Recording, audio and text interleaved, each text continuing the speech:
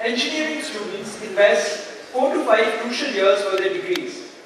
However, the recent trend suggests that irrespective of one's expertise or specialization, there is a greater preference for jobs in financial and IT services sector, the primary reasons being the compensation and the lifestyle. Have engineers lost pride in their vocation? Are monetary consideration and social pressure outweighing the joy of engineering?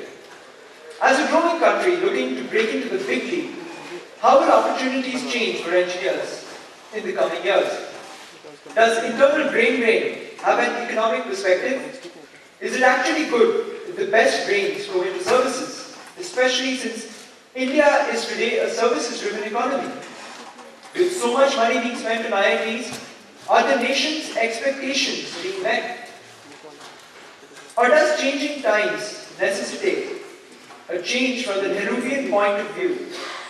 Does changing times require a change in the role of an engineering graduate? We will try to answer some of these questions in the following panel discussion. I would like to hand it over now to Professor Gautam Sinha to coordinate the entire discussion. Good afternoon. It's a pleasure to introduce the panelists. Professor Yashpal Singh, Electrical Engineering, 1960, retired Professor of Electrical Engineering, IIT Kharagpur. Mr. Sumit Banerjee, Mechanical Engineering, 1979, Managing Director, ACC Limited. Dr. Nirmalya Ghosh, Geology and Geophysics, 1960, retired Deputy Director, Geological Survey of India. Mr. Siddharth Mukhopadhyay, 1985, Electrical Engineering Department. Mr. Balasubramanian, 1960, President Gold Medal, Electrical Engineering, Professor RMK Engineering College.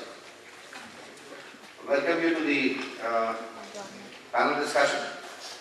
Our young friends have posed a problem which has many dimensions.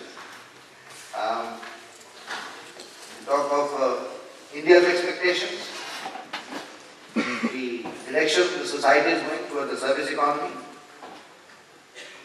monetary considerations and social pressures outweighing the joys of engineering, whether engineers have lost pride in their vocation. So it's a multi-dimensional topic. I think we will start with the senior most in the panel, Professor Singh.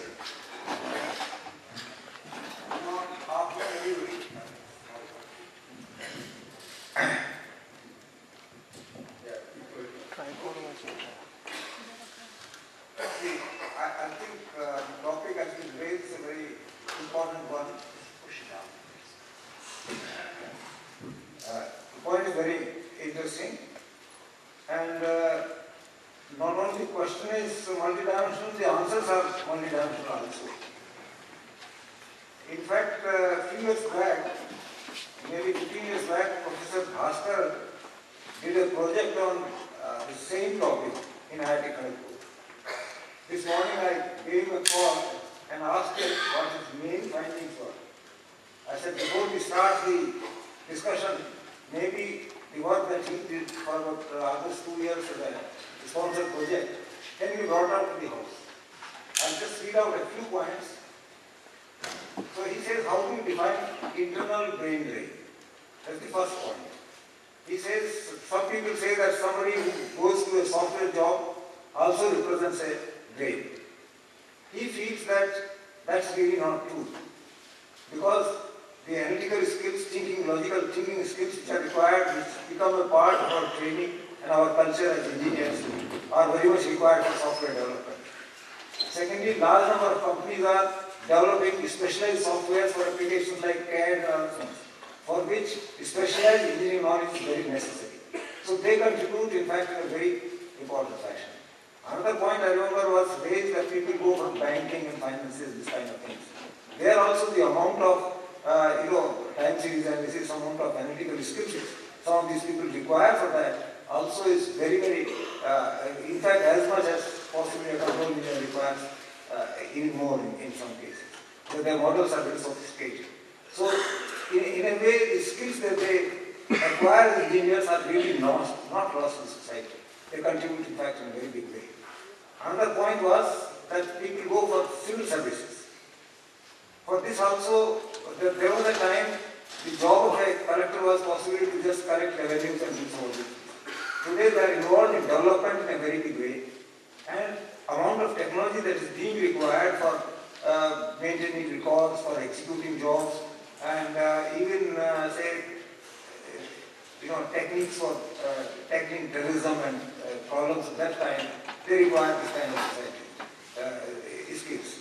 In fact, the Joint Commissioner of Traffic Police Delhi is Srivastava from IIT Kharagpur, and he was involved with signaling and all that, and the amount of sophisticated traffic that they are bringing for Delhi in view of the Commonwealth Games.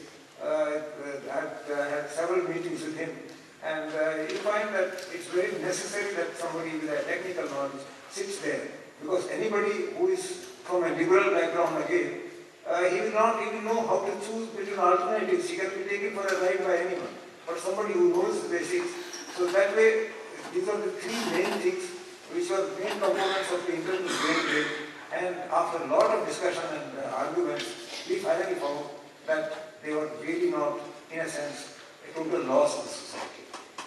Of course, socio-economic reality is there, and that I don't think we can help. The individuals about their own life, their own choices.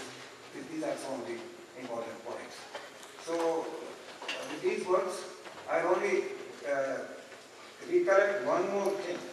What really the education means, particularly say in IIT Kharagpur. 1973, Professor S.R. Singh Gupta, our second director, came as chief guest of convocation.